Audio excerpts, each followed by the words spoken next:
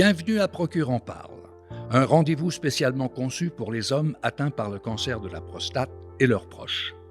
Les différents sujets abordés dans ces webinaires se veulent un complément d'informations fiables, basées sur les préoccupations et questions posées aux professionnels de la santé de Procure. Bon visionnement.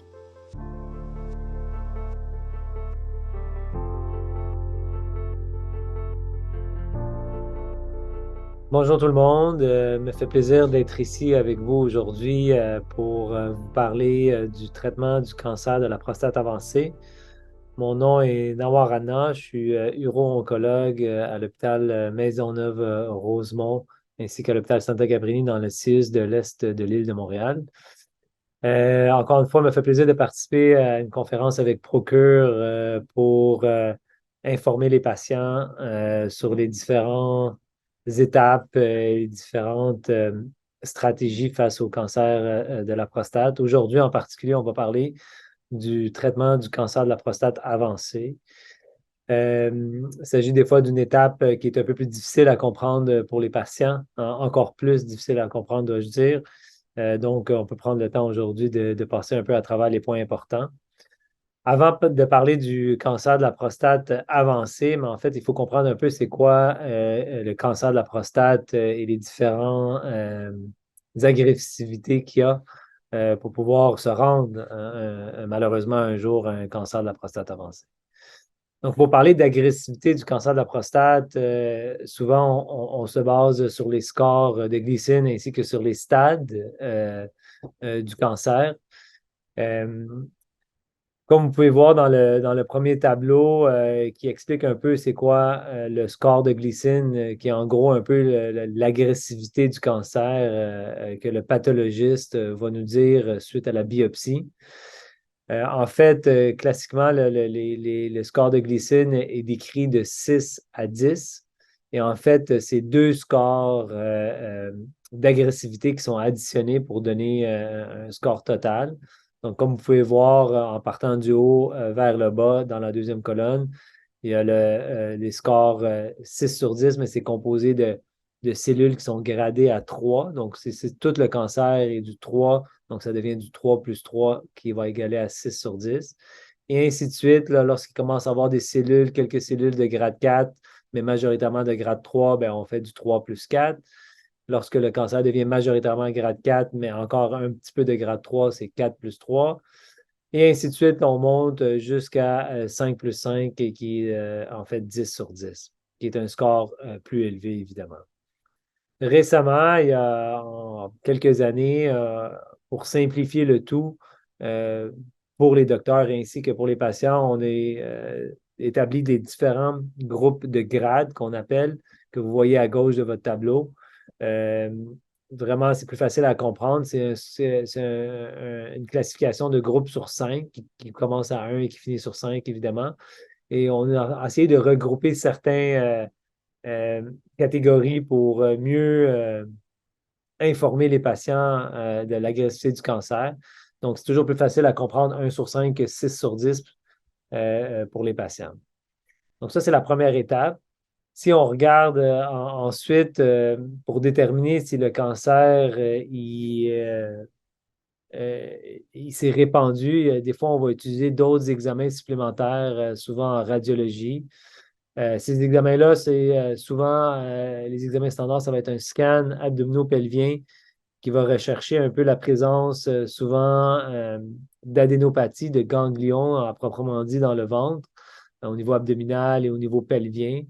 Alors, des fois aussi, malheureusement, on peut trouver des métastases dans différents organes, incluant le foie. L'autre examen qu'on va demander, ça va être une scintigraphie osseuse en médecine nucléaire qui va nous permettre de voir est-ce qu'il y a des lésions dans les os du corps. C'est vraiment un examen qui va couvrir tous les os du crâne jusqu'aux pieds, souvent jusqu'aux genoux, pour voir est-ce qu'il y a des lésions osseuses qui pourraient être dues à une propagation du cancer de la prostate. Depuis les dernières années, on utilise aussi beaucoup la résonance magnétique qui nous permet vraiment de mieux voir le cancer au niveau local dans la prostate. Est-ce que celui-ci a commencé à sortir de la prostate, à envahir les vésicules séminales qui sont des glandes accolées à la prostate? Ça nous permet de donner une meilleure appréciation du cancer au niveau local. Pour ce qui est du stade, souvent on va se baser sur soit le toucher rectal, donc quand on examine les patients, on veut voir est-ce qu'on sent le cancer, puis si on le sent, mais est-ce qu'il semble couvrir une partie de la prostate, toute la prostate, ou si vraiment on a une suspicion qui a commencé à sortir de la prostate. Comme vous pouvez voir dans le tableau, si on ne le sent pas vraiment à l'examen du doigt, donc on va parler d'un stade 1, c'est un cancer qu'on aurait découvert juste dû au dosage de l'antigène puis à une biopsie. Par contre, si on commence à le sentir, bien là, on part de stade T2A, T2B, T2C et ainsi de suite, comme vous pouvez voir. Des fois, la résonance magnétique, comme j'ai dit tantôt, permet nous de déterminer aussi le stade. Si on voit qu'il y a une lésion qui semble sortir de la prostate, mais on pourrait dire que c'est probablement une stade 3 à cause qu'elle sort de la capsule, comme vous pouvez voir dans le tableau. Puis ce qui est pour la dernière rangée du bas, pour voir si c'est des ganglions, des métastases, mais comme j'ai dit tantôt, ça va être les examens plus radiologiques, dont je répète, dont le scan abdominopelvien ainsi que la scintigraphie osseuse. Lorsqu'on est fait face à un cancer, en fait, on va parler aux patients qu'on essaie de classifier le cancer pour mieux, les informer puis les aider à choisir un traitement. Souvent, quand le cancer de la prostate est localisé, c'est-à-dire qu'il n'y a pas de métastases ou que le risque de métastases est très faible, on va essayer de séparer le cancer en risque faible, intermédiaire et élevé. Puis souvent des cancers que dans la grande majorité des cas, on est capable de guérir, comme vous pouvez voir dans le tableau. Puis ces cancers-là, on va souvent opter pour des traitements plus locaux, comme on va parler, là, la chirurgie, la radiothérapie. Malheureusement, lorsque le cancer est déjà étendu à d'autres organes, aux ganglions, comme j'ai mentionné, au foie, aux os, aux poumons ou ailleurs, on change un peu notre discours. Puis malheureusement, on ne parle plus de guérir le cancer, mais on parle surtout de le contrôler pendant de plusieurs années, on espère. Et c'est là vraiment à proprement parler qu'on parle de stade de cancer de stade 4 à ce moment-là. C'est quoi les options de traitement lorsque le cancer est localisé? Mais comme je l'ai mentionné brièvement tantôt, on va souvent se fier sur le risque du cancer. En fait, lorsque le cancer est de risque faible, que je n'ai pas de diapositive actuellement pour ça, souvent, dans la majorité des cas, on va juste le surveiller, le cancer de nos jours. On va refaire des biopsies, on va refaire des résonances, on va le surveiller. Par contre, lorsqu'on commence à parler d'un risque de cancer de la prostate intermédiaire, dans la majorité des patients chez qui ils ont une espérance de vie qui va être au-dessus de 10 à 15 ans, mais on va souvent leur recommander de passer à un traitement. Et vraiment, le traitement va avoir une visée curative. On ne va pas rentrer dans les détails des traitements ici, mais souvent, ça va être soit la chirurgie, qui est la prostatectomie radicale, qui peut être faite de façon soit ouverte ou robotique ou laparoscopique, ou sinon la radiothérapie externe, qui peut être faite soit combinée avec de la crurithérapie ou avec de l'hormonothérapie. Le risque intermédiaire, des fois, on va essayer de le catégoriser en soit favorable ou défavorable. Puis les risques intermédiaires défavorables ou les cancers à haut risque, comme je mentionné tantôt, ces patients-là vont aussi être traités à visée curative. Encore une fois, un peu avec les mêmes options de traitement, soit la chirurgie ou la radiothérapie. Cette fois-ci, la particularité dans la radiothérapie, c'est qu'on va souvent inclure une période plus longue d'hormonothérapie. Comme vous pouvez voir, là, souvent, ça va aller de 1 an et demi à 3 ans d'hormonothérapie combinée à la radiothérapie. Malheureusement, comme on mentionne aux patients, un des risques après un traitement, même si le cancer de la prostate est localisé, c'est que le cancer revient. Comment on sait que le cancer revient? C'est souvent qu'on va suivre l'APS, la prise de sang ou le PSA, on peut dire. Puis, idéalement, le PSA, après une chirurgie, comme vous pouvez voir dans le graphique à gauche, une fois la prostate enlevée, mais le PSA devrait tomber à 0 et idéalement rester à 0 pour le reste de la vie. Si le PSA se met à augmenter de façon progressive et significative, et c'est à ce moment-là qu'on va parler d'une récidive après la chirurgie. Dès que le PSA augmente très légèrement, on parle d'une définition de 0,2, ce qui est assez bas comparé aux valeurs qu'il y avait avant le traitement chez la majorité des patients. On parle déjà qu'il y a une récidive après la chirurgie. On verra un peu les détails de comment on traite une récidive. Pour ce qui est de la radiothérapie, de votre graphique à droite, mais en fait, après le traitement, souvent, le PSA va baisser, des fois jusqu'à zéro, des fois pas vraiment jusqu'à zéro. Il va atteindre ce qu'on appelle un nadir, c'est-à-dire que c'est l'APS le plus bas possible que le patient va atteindre. Et s'il se le remet à monter tranquillement et qu'il atteint un nouveau plateau qui est le nadir plus 2, cette fois-ci, là, on va commencer aussi à parler de récidive après la radiothérapie. Donc, c'est des définitions qui sont un peu différentes. Mais bref, en gros, ce qu'on doit comprendre, c'est qu'on suit l'APS après le traitement. Et s'il se met à monter, alors le patient a ce qu'on appelle une récidive biochimique. C'est très inquiétant pour certains patients d'avoir une récidive. Hein. Quand on parle de récidive après cancer, les gens sont souvent inquiets. Par contre, il faut réaliser que dans le cancer de la prostate, une récidive biochimique n'est pas nécessairement une catastrophe. Il n'y a jamais eu des bonnes études qui ont montré que la récidive biochimique est corrélée malheureusement à la mortalité. Des fois, les récidives sont très tardives, sont très lentes. Et les patients, ils sont souvent très contrôlés, peuvent être contrôlés par plusieurs traitements. Et des fois, les patients finissent par avoir d'autres maladies, à succomber de ces maladies-là. Et il n'y a pas de mortalité due au cancer de la prostate nécessairement. Une des questions importantes qu'il faut se poser, c'est est-ce qu'il y a la présence de métastases? Encore une fois, comme avant le traitement, mais ceux-ci peuvent être détectés avec les imageries qu'on a mentionnées. Puis comme j'ai dit, il faut toujours se demander, ça fait combien de temps que le patient a été traité, quel genre de traitement il y a eu, puis à quelle vitesse c'est cette récidive. Est-ce que c'est une récidive qui est rapide, qui est plus inquiétante, versus une récidive qui est un peu plus lente, qu'on peut se permettre d'observer plus longtemps? Je dirais qu'au cours des derniers 3-4 ans, il y a une nouvelle modalité d'imagerie en médecine nucléaire qui s'appelle le TEP-PSMA.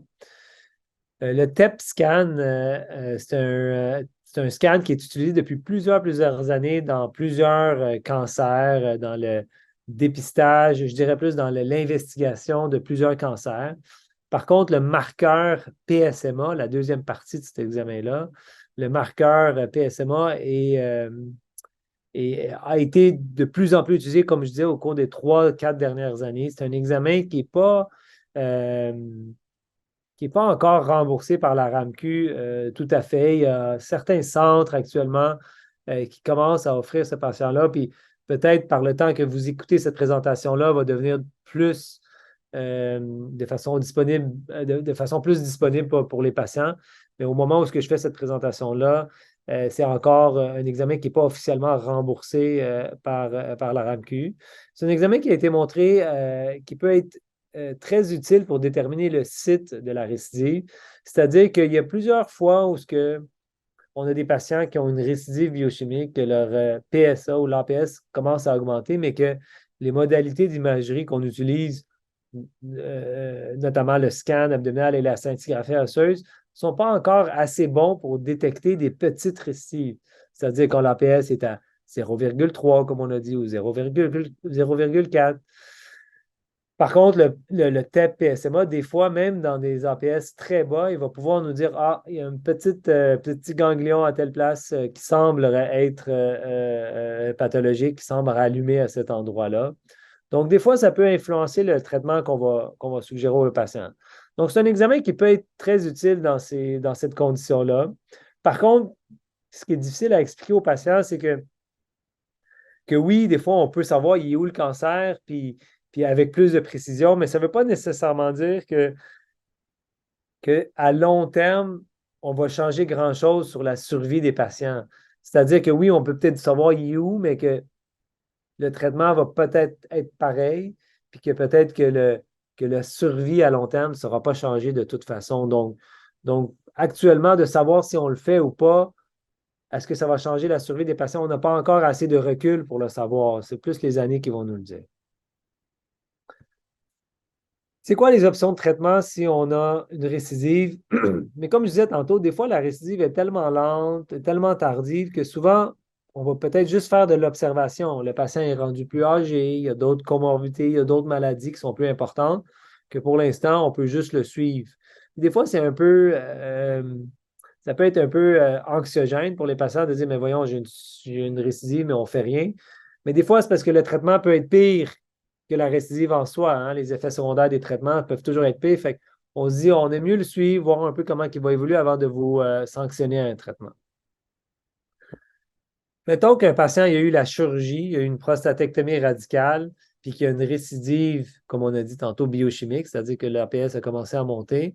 Mais des fois, on peut offrir aux patients de faire de la radiothérapie, plus ou moins de l'hormonothérapie, qu'on appelle de sauvetage. C'est-à-dire que le radiologiste va aller viser, faire de la radiothérapie dans le site où ce que la prostate était et probablement dans les ganglions autour de la prostate, dans le petit bassin, pour pouvoir essayer d'aller enlever toutes les cellules cancéreuses. Puis, il y a quand même des bonnes chances qu'il y ait des guérisons, dépendamment du cas, évidemment. Donc, c'est quelque chose à considérer chez les gens qui ont eu la chirurgie. Chez les gens qui ont eu la radiothérapie, malheureusement, de procéder à une chirurgie post-radiothérapie, c'est possible, mais c'est souvent une chirurgie qui peut être plus difficile, qui peut avoir des conséquences un peu plus importantes pour le patient. Donc, faire une chirurgie post-radiothérapie, ce n'est pas quelque chose qui est très fréquent, c'est quelque chose qu'on fait assez rarement, mais qu'on fait à l'occasion, dépendamment des patients. Je dirais que la majorité des cas chez les récidives post-radiothérapie, on va soit utiliser une hormonothérapie ou des fois faire de la crurithérapie dans certains centres assez spécialisés dans ce domaine. Au niveau du traitement du cancer avancé maintenant, malheureusement, il y a certains patients qui peuvent se présenter d'emblée ou malheureusement avec une récidive qui progresse, se rendre à un cancer de la prostate avancé, comme on a dit, stade 4, un cancer qui s'est déjà propagé. De nos jours, le taux de cancer de la prostate avancé tourne autour de 10% des cas. Donc, compte tenu que le cancer de la prostate, c'est un cancer qui est quand même très fréquent dans notre société, ça reste qu'il y a malheureusement beaucoup de patients qui vont avoir un stade avancé du cancer de la prostate. Comme je disais tantôt, malheureusement, les gens qui ont un cancer de la prostate avancé ou qui s'est déjà propagé, le but du traitement, malheureusement, on ne parle plus d'un traitement curatif, c'est-à-dire qu'on ne parle plus de guérison, mais on parle surtout d'un traitement à visée de contrôle. Et heureusement, avec les traitements qu'on va voir dans les prochaines diapositives, il y a des fois qu'on peut contrôler le cancer pendant plusieurs années. Puis les patients gardent quand même une bonne qualité de vie. Donc, il y a quand même de l'espoir pour les patients qui ont des cancers de la prostate avancés. En gros, les grandes lignes de traitement, comme vous pouvez voir devant vous, ben, c'est surtout, il va y avoir un traitement à base d'hormonothérapie. Dans l'hormonothérapie, il y a ce qu'on appelle l'hormonothérapie standard, qu'on va revoir. Sinon, il y a l'hormonothérapie de nouvelle génération, qui sont des nouvelles formes de traitement qui sont présentes sur le marché depuis à peu près une dizaine d'années, sous forme de comprimés que les patients tolèrent très bien en général. Des fois, l'hormonothérapie standard va être combinée aussi à de la chimiothérapie, qui est aussi relativement bien tolérée chez les patients qui sont bien sélectionnés. Puis des fois aussi, malgré que le cancer est propagé, on recommande de faire de la radiothérapie sur la prostate. C'est de la radiothérapie qui est souvent à dose moins grande que lorsqu'on veut traiter un cancer localisé. Puis ça a montré que ça peut aider même à contrôler le cancer qui est déjà généralisé. C'est souvent associé à d'autres formes de traitement. Des fois, il y a même des petites chirurgies qu'on peut faire par les voies naturelles pour soulager les gens qui ont des symptômes urinaires. On peut faire des traitements de radiothérapie au niveau des métastases osseuses. Euh, Puis, vous allez voir dans les dernières diapositives qu'il y a même des nouveaux traitements en médecine nucléaire qui sont très prometteurs, qui permettent vraiment de bien cibler les tumeurs un peu partout dans le corps de façon très précise. Et évidemment, lorsque c'est disponible, il y a plusieurs essais cliniques dans plusieurs centres au Québec dans lesquels les patients peuvent être randomisés ou peuvent être incorporés, si je peux dire. Puis dans ces essais cliniques-là, il y a souvent des nouvelles molécules qui sont essayées. Premièrement, parlons de l'hormonothérapie. Donc, l'hormonothérapie est un traitement qui est efficace pour, premièrement, augmenter l'efficacité d'un traitement comme la radiothérapie. Vous avez vu tout à l'heure que chez les gens qui ont des cancers de la prostate localisés, des fois, on les combine avec de l'hormonothérapie. C'est vraiment pour augmenter l'efficacité de la radiothérapie localement. Ce que ça fait, l'hormonothérapie, en fait, c'est que ça fait baisser la testostérone chez un patient, en fait. C'est une forme de castration. Pourquoi on fait ça? Parce que les cellules cancéreuses de la prostate se nourrissent de testostérone. Donc, en baissant la testostérone, c'est comme si on leur coupe leur nourriture, puis on ramène le cancer à un état là, un peu en dormance, ou ce qui va dormir un petit peu. Donc, ça permet de maîtriser les cellules cancéreuses restantes après un traitement.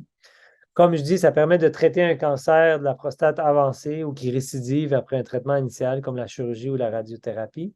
Puis en fait, qu'est-ce que ça fait, vu que ça fait baisser la testostérone? Ça permet de traiter les cellules cancéreuses, peu importe où ce qui se trouve dans votre corps. Il y a différents types d'hormothérapie. C'est la grande majorité du temps, c'est des traitements qui sont offerts sous forme d'injection. Il y a une nouvelle forme de thérapie par la bouche en comprimé qui n'est pas encore disponible au Canada, qui va peut-être faire son apparition dans les prochaines années. Mais en général, c'est des injections, un peu comme un vaccin, qui sont données sous la peau. Il y a différentes fréquences qu'on peut donner dépendamment du dosage. C'est soit aux 3, 4 ou 6 mois. Il y a aussi des injections au mois. Des fois, il y en a même qui sont sous forme d'implants. Puis comme je disais tantôt, vraiment, le but, c'est d'arrêter la production de testostérone. Des fois, combiné à ces injections-là, souvent au début, on va initier aussi des comprimés qui vont permettre de bloquer l'effet de la testostérone. Et des fois, rarement, de nos jours, au lieu de faire des injections ou de prendre des comprimés, dépendamment du contexte, des fois, on va y aller avec une chirurgie qui s'appelle une orchidectomie. Puis en fait, la chirurgie, c'est une chirurgie de castration, où on enlève les testicules. Et vu que les testicules sont la principale source de testostérone, donc ça va faire en sorte que ça va faire un peu le même effet. Ça va faire une castration chirurgicale pour diminuer le taux de testostérone. Une fois qu'on met un patient sous hormonothérapie, on va, comme après un traitement, suivre son dosage d'APS pour voir un peu comment il répond au traitement et à quel point il répond au traitement. Et en même temps, on fait souvent un suivi de la testostérone pour être sûr que la castration s'effectue bien. Comme vous pouvez imaginer, quelqu'un qui est sous hormonothérapie devrait avoir une testostérone qui n'est pas loin de zéro. Donc, vraiment une testostérone avec une castration complète. Malheureusement, un peu comme dans le décours du cancer de la prostate, il va arriver un jour où le cancer va continuer à progresser malgré l'hormonothérapie. Donc, comment qu'on va savoir ça? Le signe le plus précoce, c'est souvent que l'APS va commencer à augmenter malgré que la testostérone est basse. Ça veut dire qu'on arrive un peu à une autre phase de la maladie où là, il faut possiblement initier d'autres formes de traitement. Et lorsqu'on arrive à cette phase-là, c'est assez important de refaire des imageries pour voir un peu qu'est-ce qui se passe au niveau du cancer. Est-ce qu'il semble avoir plus de métastases? Est-ce que les métastases ont grossi ou non, au contraire, il n'y a pas vraiment de mouvement, puis c'est juste une petite montée de l'APS. Bref, souvent, on refait des imageries à ce point-là. Des fois, en combinaison avec l'hormonothérapie, d'emblée, lorsque le cancer est de stade 4 ou des fois lorsque le cancer recommence à évoluer après l'hormonothérapie, on va utiliser ce qu'on appelle l'hormonothérapie de nouvelle génération. Il y a plusieurs molécules qui sont approuvées actuellement au Québec. Vous les voyez dans l'encadré à gauche. Il y a l'enzalutamide, la biratérone qui sont déjà disponibles depuis plusieurs années. Et plus récemment, dans les derniers 3 à 5 ans, il y a l'apalutamide et le darolutamide. C'est des traitements qu'on ne rentrera pas dans les détails de leur mécanisme d'action, mais c'est en gros, ils viennent rajouter encore une profondeur à l'intensité de l'hormonothérapie. Souvent, on va utiliser ces traitements-là. Le patient n'aura pas beaucoup plus d'effets secondaires en général pour ce qui est de l'hormonothérapie.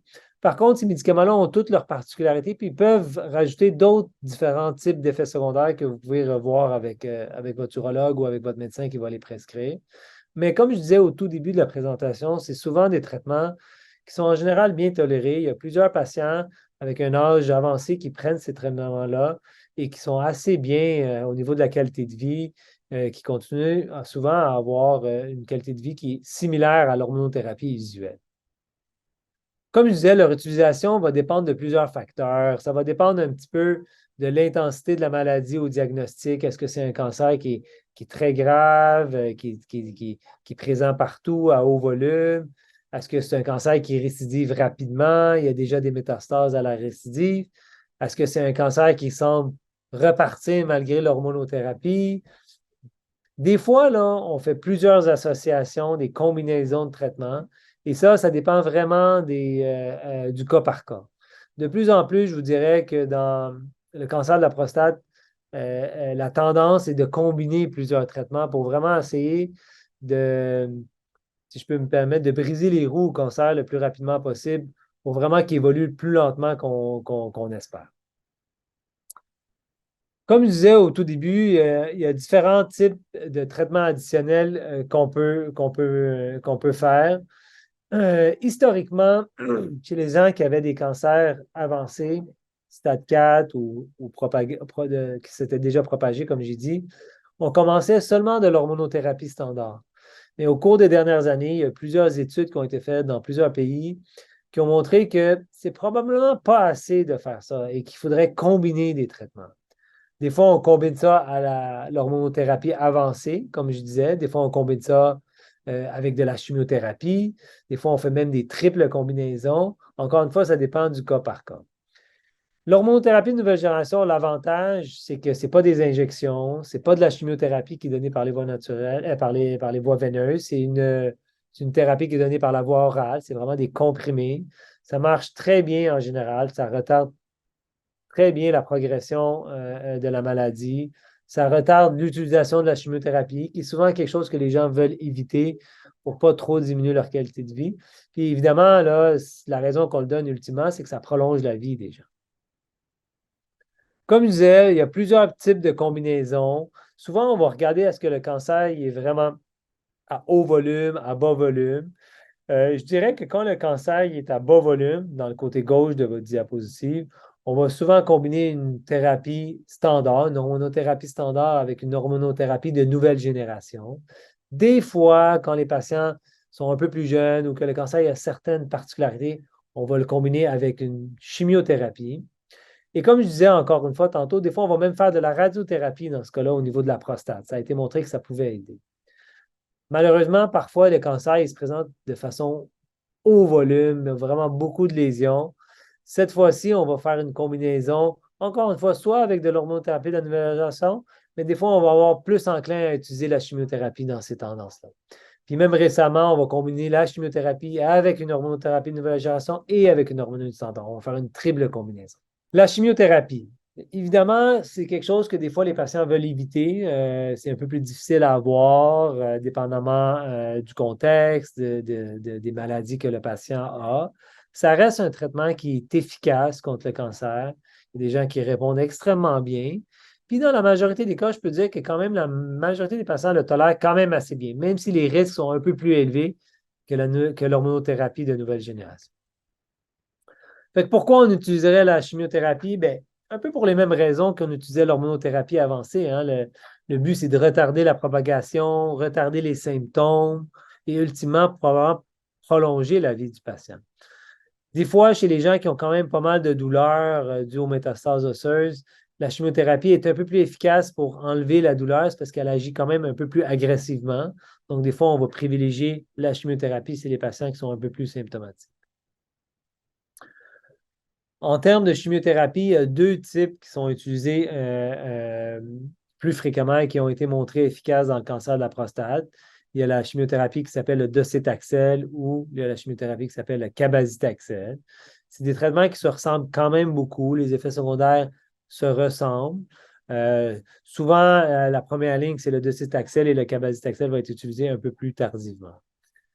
Comme la chimiothérapie usuelle, c'est des traitements qui sont donnés, comme j'ai dit, par voie veineuse. C'est donné à l'hôpital à chaque quelques semaines. Puis souvent, on va associer d'autres traitements avec ça pour diminuer les effets secondaires, comme de la prednisone. On va donner aux patients des antinauséeux pour ne pas avoir trop de nausées. Puis c'est souvent des traitements qui sont donnés à chaque 3 semaines. Donc, le patient doit venir pour son traitement à chaque 3 semaines et il doit venir aussi pour des rendez-vous entre les traitements pour voir comment il tolère les traitements. Donc, c'est quand même beaucoup de rendez-vous. Les inconvénients de la chimiothérapie, j'en ai parlé. Il y a quand même pas mal d'effets secondaires qui peuvent subvenir. Ils peuvent avoir pas mal de nausées, de vomissements, de diarrhée. Les gens sont assez fatigués lorsqu'ils reçoivent le traitement. Souvent, dans les jours qui suivent, ils ont une fatigue. Les gens reprennent de la forme la semaine suivante et la deuxième semaine après. Quand on prend de la chimiothérapie, malheureusement, on est plus vulnérable aux infections. Notre système immunitaire est très diminué, donc faire attention de ne pas être en contact avec des gens qui peuvent avoir des virus, donc, parce qu'on peut mal réagir. Et ça peut évidemment affecter un peu la sensibilité au niveau des doigts, ça peut changer la texture au niveau des ongles. Il y a d'autres effets secondaires aussi qu'on peut avoir à ce moment-là. On va parler un peu des métastases osseuses. C'est quand même les métastases qui sont les plus fréquentes dans le cancer de la prostate. Souvent, les patients vont dire, ben, ce n'est pas le cancer de la prostate, c'est le cancer des os, mais en fait, c'est les cellules de cancer de prostate qui vont s'attacher dans les os, qui vont donner ce qu'on appelle des métastases osseuses. Pour traiter les métastases osseuses, des fois, on va donner des médicaments à des patients qui sont en fait des médicaments qui sont donnés actuellement chez des patients qui ont de l'ostéoporose, c'est-à-dire qui ont une diminution de la densité osseuse. Puis pourquoi on donne ça? Parce qu'on veut que les gens gardent une santé osseuse bonne. Parce qu'on sait que malheureusement, les gens qui ont des métastases osseuses sont plus à risque d'avoir des fractures au niveau des os qui sont affectés. Ils peuvent avoir des métastases qui vont aller comprimer des nerfs au niveau de la colonne vertébrale, peuvent causer des complications quand même assez importantes. Puis on sait aussi que l'hormonothérapie, malheureusement, à long terme, peut affecter la santé des os. Donc, il faut s'assurer que les gens ont une bonne santé osseuse. Donc, des fois, avec tous les médicaments que j'ai mentionnés jusqu'à maintenant, on va utiliser des médicaments comme l'acide zoledronique ou le denosumab. C'est des médicaments, comme je dis, pour traiter un peu la santé des os. Dépendamment du médicament, c'est soit donné sous comprimé ou soit sous injection, comme un petit vaccin, comme l'hormonothérapie standard. Puis les avantages, c'est vraiment, comme j'ai dit, de retarder les complications, de ne pas avoir une fracture. Ça peut même aider pour la douleur puis maintenir la qualité de vie. Des fois, les patients, malgré les traitements, ont des complications douloureuses, des métastases osseuses. Ils ont vraiment une région, une métastase qui leur fait mal. Ça peut être au niveau de la colonne, ça peut être au niveau d'une hanche, ça peut être au niveau d'une vertèbre ou d'une côte. Donc, des fois, on va faire appel à nos collègues en radio-oncologie qui vont faire un traitement de radiothérapie ciblé sur la métastase qui, en question, cause des symptômes. C'est souvent un traitement qui est très bien toléré par les patients. C'est un traitement qui est assez rapide. Des fois, c'est un seul traitement, puis des fois, ça va jusqu'à seulement 5 traitements, ce qui n'est pas des très longs traitements. Puis en général, c'est assez efficace. Les patients sont souvent très soulagés par ces traitements-là. Puis c'est possible de le refaire si jamais les gens ont des métastases ailleurs puis qui ont des douleurs. Il y a un traitement qui est aussi approuvé pour le cancer de la prostate avancé, qui va être utilisé chez certains patients avec des caractéristiques de cancer assez spécifiques. Ça s'appelle le radium 223. C'est un médicament, en fait, qui est très intéressant. C'est un médicament qui est injecté de façon veineuse dans une voie veineuse à l'hôpital.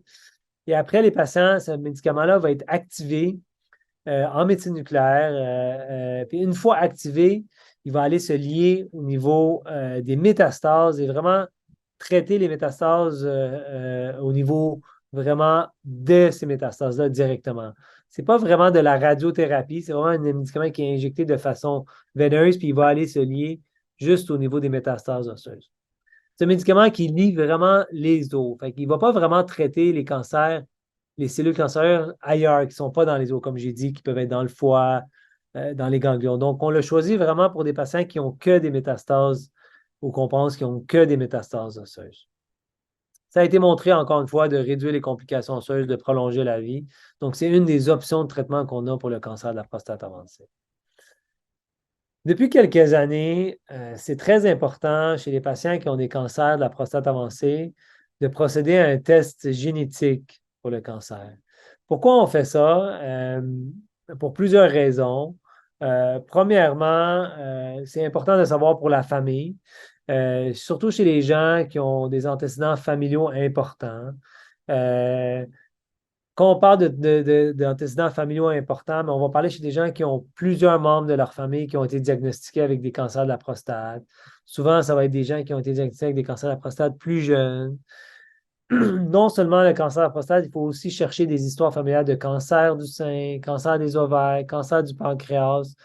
Surtout si on a plusieurs personnes dans notre entourage immédiat qui ont eu des cancers en jeune âge aussi. Parce que ça nous permet de peut-être dire, mais peut-être qu'il y a une composante génétique à ce cancer-là. Il y a aussi les gens qui ont des descendances juives ashkénazes. Ça a été montré que la prévalence d'anomalies génétiques est un peu plus élevée dans cette population-là. Aussi, il y a des gens qui sont connus avec des gènes qui donnent le cancer de la prostate. Donc ça, c'est important. Euh, Puis de nos jours, ça a évolué beaucoup dans les dernières années. Malheureusement, les gens qui se présentent avec des gros, gros cancers, comme je disais, stade 4 d'emblée, souvent, on va y aller avec un dépistage génétique précoce, rapide, parce qu'on veut s'assurer qu'il n'y a pas d'une anomalie génétique sous-jacente. Pourquoi l'ultime raison de faire le dépistage génétique, c'est que heureusement, au cours des dernières années, il y a un nouveau traitement qui a été approuvé dans le cancer de la prostate. C'est un traitement sous forme de comprimé qui s'appelle l'olaparib. C'est un médicament qui va affecter les inhibiteurs de PARP. Je ne veux pas rentrer dans les détails, mais en fait, c'est un médicament qui a été montré efficace chez les gens qui ont certaines anomalies génétiques spécifiques. Il faut se rappeler que les anomalies génétiques spécifiques, ils peuvent être soit familiales dans notre sang, mais ils peuvent être aussi dans le tissu de notre cancer. C'est pour ça que c'est important de tester des fois le tissu du cancer. Les patients ils comprennent des fois pas nécessairement bien cette notion-là, mais des fois le tissu cancéreux lui-même, il peut développer une anomalie génétique. Puis s'il y a cette anomalie génétique lorsqu'on fait les tests, mais le patient pourrait être éligible à recevoir ce traitement-là, qui a été montré efficace pour encore une fois prolonger la vie et contrôler le cancer. Malheureusement, c'est quand même à nos jours une minorité des patients qui vont avoir cette anomalie génétique-là. Dépendamment des études, on peut parler d'à peu près 10 à 20 des patients qui vont être éligibles à ces traitements-là. Mais puisque il y a un traitement établi, c'est important de faire le test chez la grande majorité, voire tous les patients qui ont un cancer de la prostate avancé. C'est aussi important pour les membres de votre famille, pour le dépistage plus jeune chez les membres de votre famille si jamais il y a un patient qui a été montré avec cette anomalie génétique. Il faut se rappeler que dans le cancer de la prostate, il y a plusieurs avancées en recherche. Il y a plusieurs protocoles de recherche, comme j'ai mentionné. C'est un domaine du cancer de la prostate qui bouge beaucoup. Il y a eu beaucoup de recherches dans les dernières années. Il y a beaucoup de nouveaux traitements qui rentrent sur le marché. Les patients, historiquement, il y avait peu d'options de traitement, mais au cours des 10-15 dernières années, on est passé de 1-2 options de traitement à plus de 5-6 options de traitement. Donc, c'est important de toujours supporter la recherche puis d'être sûr d'être au courant de ce qui se passe, vous ainsi que le médecin qui vous traite. J'ai parlé un peu des inhibiteurs de PARP tout à l'heure chez les patients qui ont des anomalies génétiques. C'est vraiment une thérapie ciblée qui empêche les cellules cancéreuses de se réparer. Donc, ça va aller affecter au niveau de l'ADN. On a tous des anomalies au niveau de l'ADN, puis on a tous des enzymes qui permettent de réparer l'ADN. Donc, en donnant ce médicament-là, ça va empêcher ces cellules cancéreuses-là de réparer leur ADN. Et comme ça, on va pouvoir plus les tuer, entre guillemets. Qu'est-ce qui est bien, c'est que c'est un traitement par voie orale, donc il n'y a pas d'infusion veineuse. Il y a un suivi qui doit se faire, évidemment, comme tous les traitements, mais au moins les patients peuvent prendre le traitement à la maison. Comme j'ai mentionné au tout début de la présentation, il y a de nouveaux traitements qui devraient faire son entrée sur le marché québécois dans les prochains mois. C'est un traitement qui ressemble au traitement du radium 223 que j'ai mentionné plus tôt. C'est un traitement qui s'appelle un radiopharmaceutique qu'on donne par voie veineuse. C'est vraiment un médicament qui va aller se lier. Vous voyez le nom de la molécule, le PSMA. Ça ressemble au PET-PSMA qu'on a fait tantôt, le nouvel examen en médecine nucléaire, l'imagerie. C'est vraiment un médicament qui va aller se lier partout où il va y avoir du PSMA. Donc, c'est un médicament qui est très prometteur, qui permet vraiment d'aller attaquer les cellules cancéreuses de façon assez précise. Il ne va pas attaquer d'autres cellules en général. C'est une option pour traiter un cancer de la prostate avancé, comme j'ai dit. Ça peut réduire les symptômes liés à la maladie. Puis vraiment, ça peut contrôler très bien les maladies. Il y a eu quelques cas de réponse très, très, très, très bonnes. C'est un traitement qui doit être répété, un peu comme tous les traitements qu'on vient de faire, comme la chimiothérapie, comme le radium. Ce n'est pas juste un traitement, c'est souvent des traitements qui sont espacés de quelques semaines. En général, pour le lutetium, on parle de 4 à 6 traitements. Puis, encore une fois, c'est des traitements qui sont généralement très bien tolérés par le patient parce que vraiment, on va aller cibler juste les cellules de traitement, juste les cellules cancéreuses.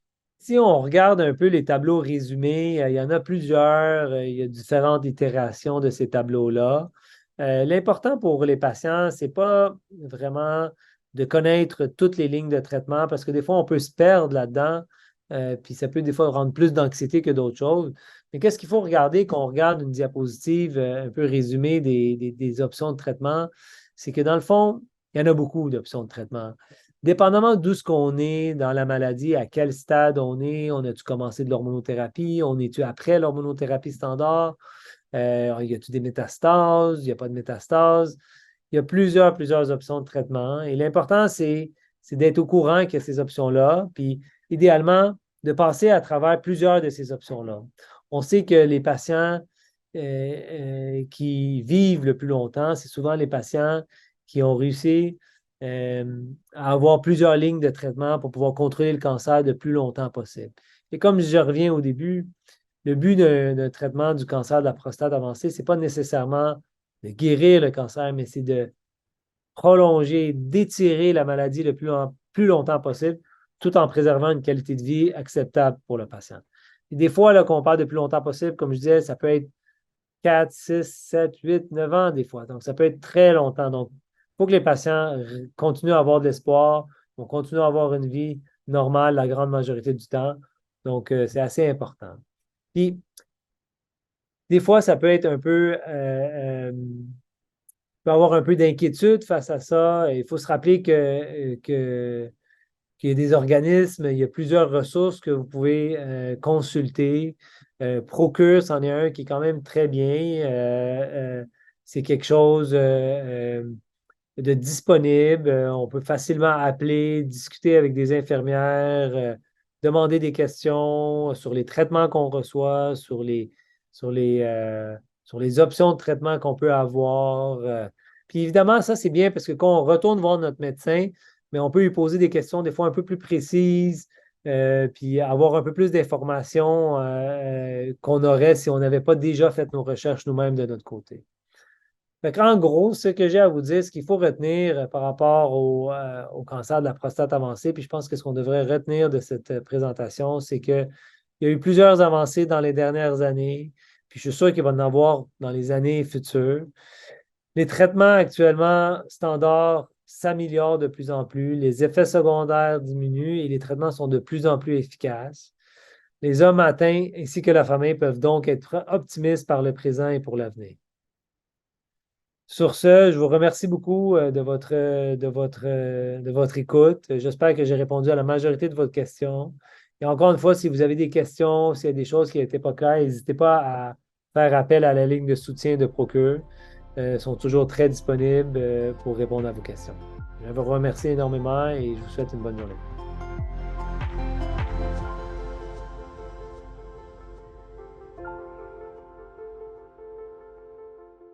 Nous remercions chaleureusement nos partenaires et collaborateurs pour avoir rendu ce webinaire possible. Pour accéder en tout temps à des outils et ressources au sujet du cancer de la prostate ou pour faire un don, rendez-vous sur procure.ca. Merci pour votre soutien.